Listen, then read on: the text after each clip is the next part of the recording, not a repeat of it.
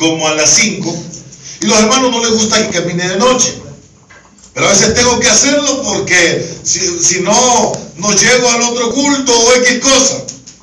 Y salí a las 5 de la tarde. Ya empezaba en el bosque, empieza a ponerse tenebroso. Y dije, 2 horas le daré de aquí al próximo pueblo, pero corriendo. Y empecé a correr. Llevaba aproximadamente media hora corriendo. Cuando iba hacia una bajada, una vuelta, y cuando iba hacia la vuelta corriendo, yo llevaba mis ojos puestos hacia la distancia diciendo, me falta hora y media, yo voy a llegar al próximo lugar antes que esté muy noche.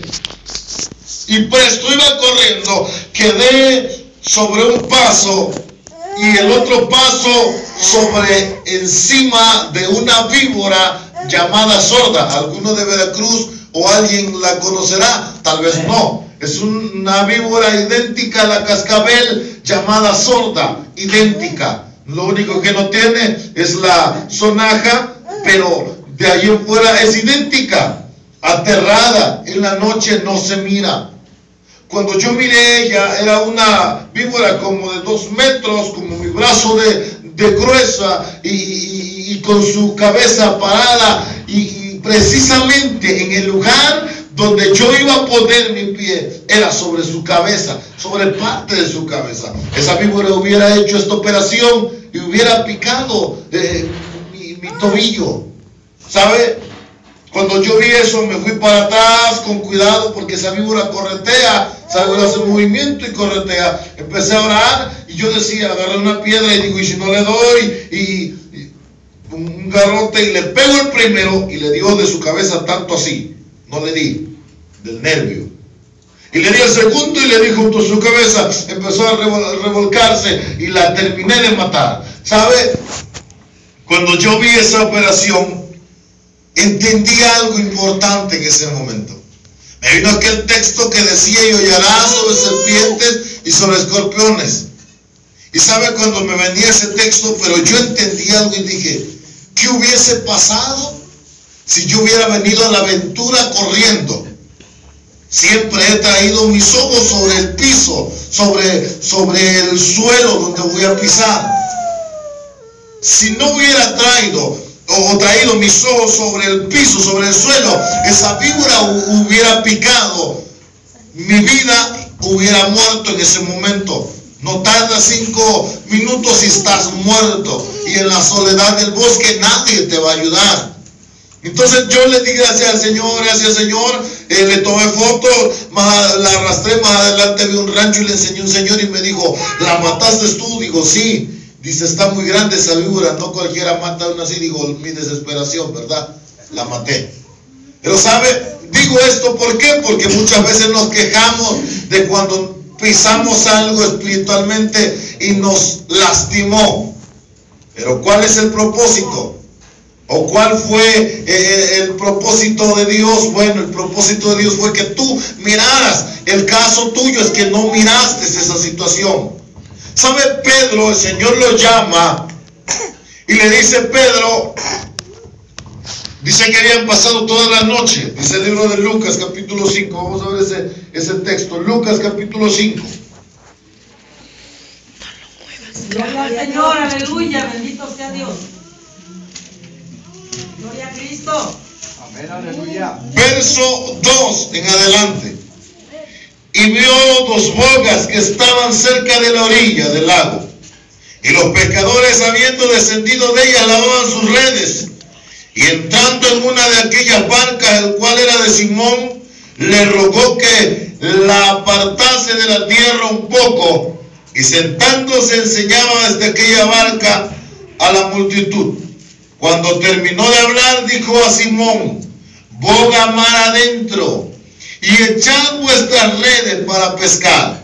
Respondiendo Simón le dijo, maestro, toda la noche hemos estado trabajando y nada hemos pescado, mas en tu palabra echaré la red.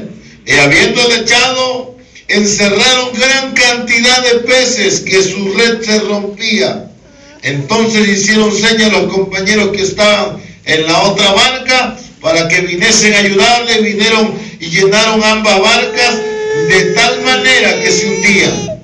Viendo esto, Simón Pedro cayó de rodillas ante Jesús diciendo: apártate de mí, Señor, porque soy pescador.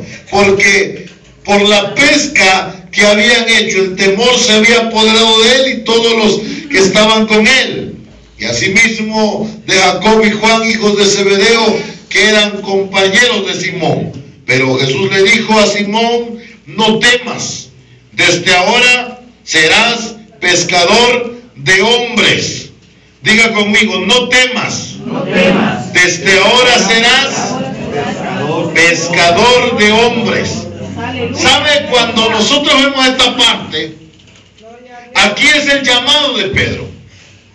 Y la historia de Pedro, dije, tiene un gran trasfondo que no terminaríamos hoy. Pero el Señor llama a Pedro. Pedro empieza a caminar con él. Empieza a ir donde el Señor iba. Y Pedro empezó a ver las maravillas de Dios. El Señor los mandó a predicar y venía Pedro, venían todos. Señor, los demonios se humillan ante nosotros. Era la emoción de todo predicador novato. La emoción de todo predicador que ve que un alma se rindió al Señor y que, Señor, mira, y eso no es todo. El Señor dice: preocúpate porque tu alma, porque tu nombre está escrito en el libro de la vida. No porque te ganes un alma, tienes ganada la vida eterna. Eso le trató de decir a sus discípulos. Ya no se preocupen por eso, hijo. Preocúpense porque sus nombres estén escritos en el libro de la vida. ¿Sabe cuando el Señor empieza a llamar a Pedro y a todos los demás y empezó a mandarlos de dos en dos? Y entonces en cierta ocasión Pedro y otros discípulos reprendían a un endemoniado lunático, entre otras palabras, un muchacho con epilepsia. Y vino aquel padre y le dice: mira, Señor Jesús, tus discípulos Pedro y los demás no pudieron echar fuera el demonio. Y el Señor le dice a Pedro y a los demás: ¿hasta cuándo los voy a soportar? ¿Creen que voy a estar todo el tiempo con ustedes?, le dice. Y empezó a regañarlos. Y le dijo: esto de este género no sale sino con oración y ayuno. Más adelante dice la Escritura que Pedro andaban por allá perdidos, andaban allá en la tormenta, y de repente dicen que ven como a un fantasma y quedan mirando y dicen: ese es un fantasma. Pero el Señor dice: no teman, yo soy. No teman, yo soy.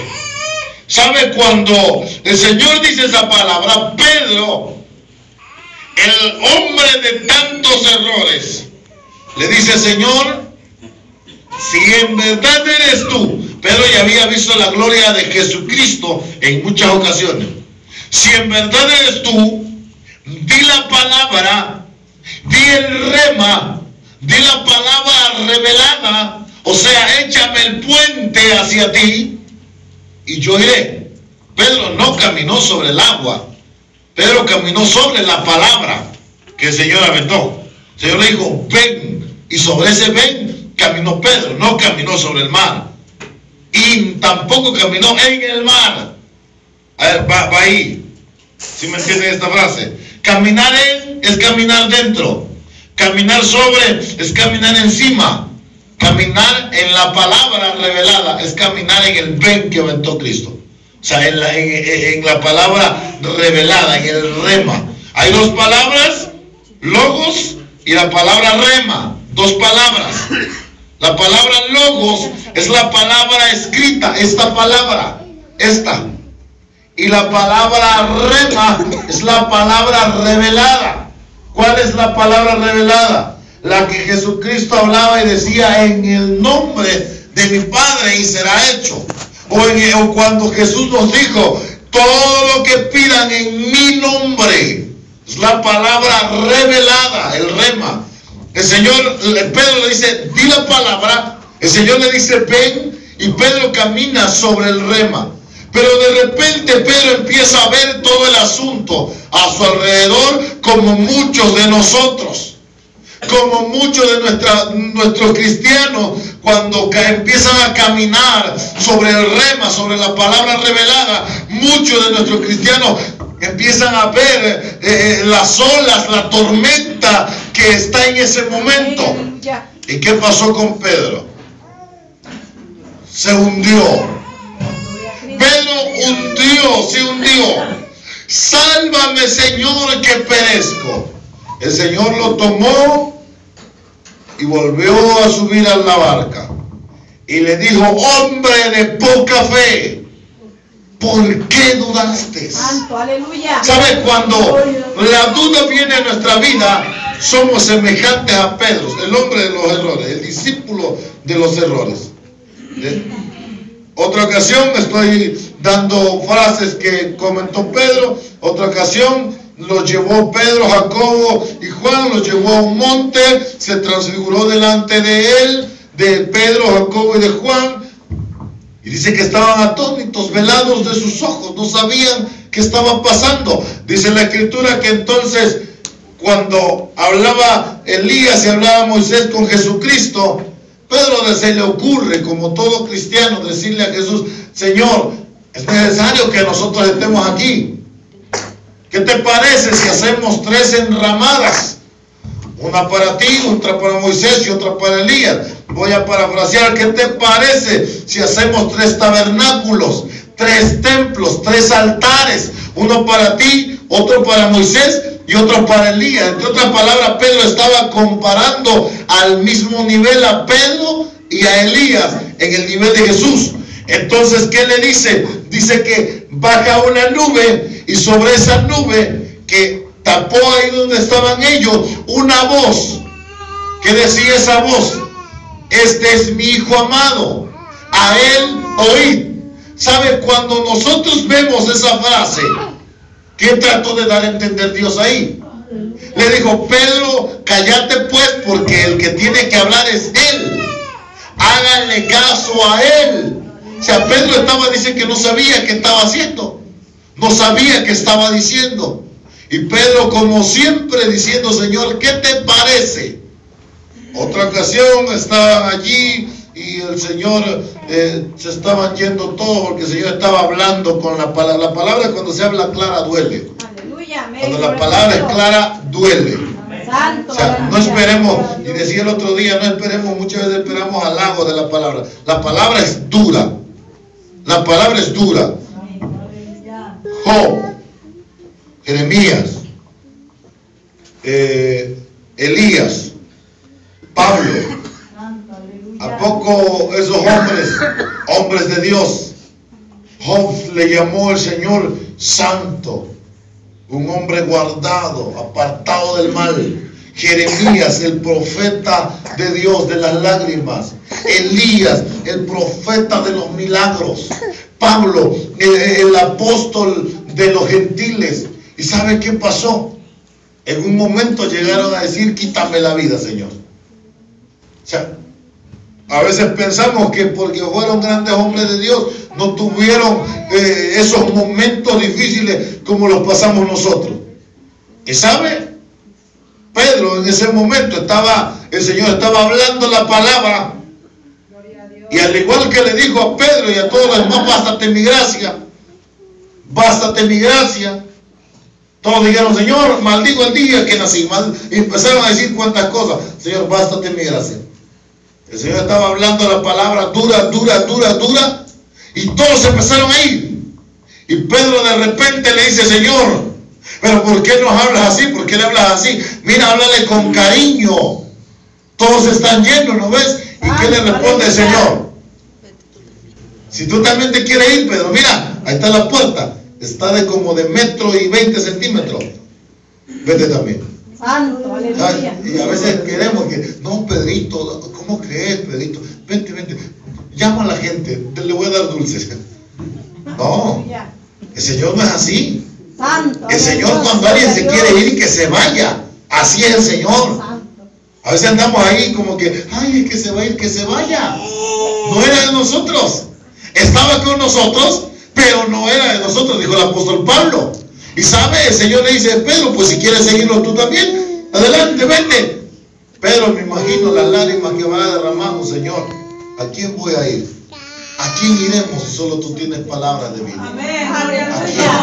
¿Sabe? Cuando nosotros vemos todo eso, Señor, a Pedro le dio tantos coscorrones, hermano, tantos como a ninguno de sus discípulos. Si se da cuenta que no hay otro discípulo que el Señor haya confrontado como Pedro. ¿Qué le dijo a Juan? No, lo tenía en su pecho. ¿Qué le dijo a Pedro cuando Pedro: Señor, ¿y este qué? ¿Y a ti qué? Así como: ¿y a ti qué te importa si yo lo quiero tener aquí? ¿Qué? O sea, todavía Pedro así como: Señor, ¿y por qué no yo? O sea, entre otras palabras, Señor, ¿y por qué no yo?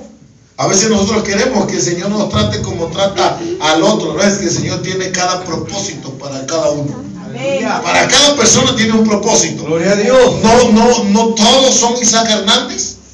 No todos son pastora Marlene. No todos son los demás. No. Hay una pastora Marlene, hay un Isaac Hernández Abraham. Y ciertamente, hermano, usted busque en todo el mundo un nombre de Isaac Hernández Abraham. Si lo encuentra, le paga un refresco. Porque no lo hay. Ahora sí, entre otras palabras, soy único. Soy único. ¿Sabe por qué? Porque el Señor solamente tiene, claro, hay otros nombres, Juan Hernández, no sé qué, y hay como 1000. O sea, hay muchos nombres parecidos. Mi nombre es el único raro de todo el mundo. Y sabe cuando algunos dicen: no, oye, pero ¿por qué me buscan por ahí en el Face y oye, hay 4 Isaac Hernández? Soy yo. 4 Face que tenía los anteriores y ahorita el del ministerio. Soy yo.